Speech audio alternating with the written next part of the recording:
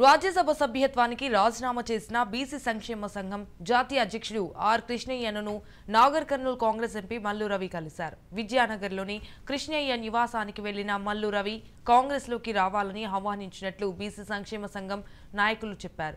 BC సంక్షేమ సంఘం committee తన అనుచరులతో కలిసి చర్చించిన తర్వాత తన అభిప్రాయాన్ని తెలియజేస్తానని కృష్ణయ్య చెప్పినట్లు తెలుస్తోంది.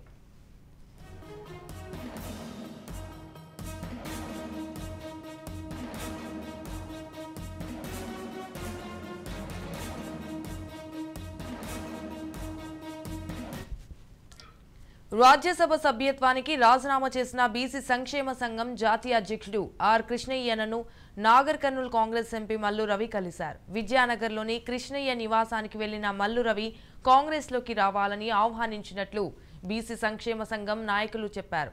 బీసీ సంక్షేమ సంఘం కమిటీ తన అనుచరులతో కలిసి చర్చించిన తర్వాత తన అభిప్రాయాన్ని తెలియజేస్తానని కృష్ణయ్య చెప్పినట్లు తెలుస్తోంది.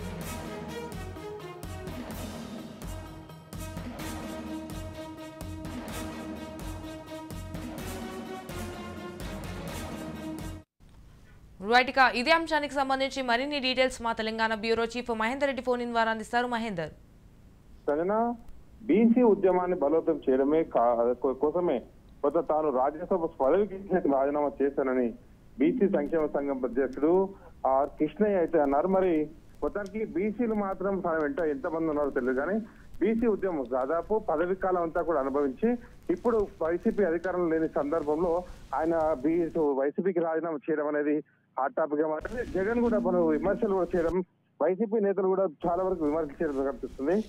అయితే బీసీ ఉద్యమం ద్వారా దేశవ్యాప్తంగా మన కులాల వారికి న్యాయం చట్టసభలో రిజర్వేషన్లు దక్కాలన్నారు.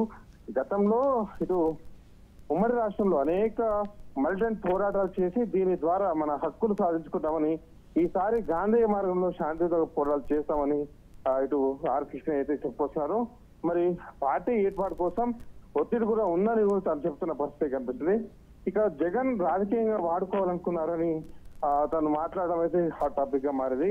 మరి ఆర్ కృష్ణయ్యతో మల్లు రవి తిన్మార్ మల్లన్న అయితే భేటీ అయ్యారు. మరి కాంగ్రెస్ లోకి ఆహ్వానించేందుకు సిద్ధంగా అయితే ఉన్నారు. మరి ఒకవేళ కాంగ్రెస్ లోకి ఆహ్వానించే అవకాశం ఉండవచ్చు కూడా, తాను ఆ కాంగ్రెస్ వైపు కూడా మొగ్గు చూపే అవకాశం. ఎందుకంటే ఏ పార్టీ అధికారంలో ఉంటే ఆ పార్టీలోకి ఆర్ కృష్ణయ్య వెళ్తాడో వాళ్ళతో అనుకూలంగా ఉంటాడు అనేది ఒక విమర్శ కూడా అందరూ దాదాపు చేసిన పరిస్థితి.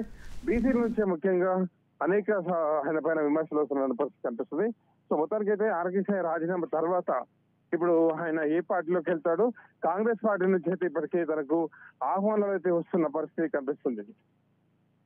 Thank you for the updates Mahender.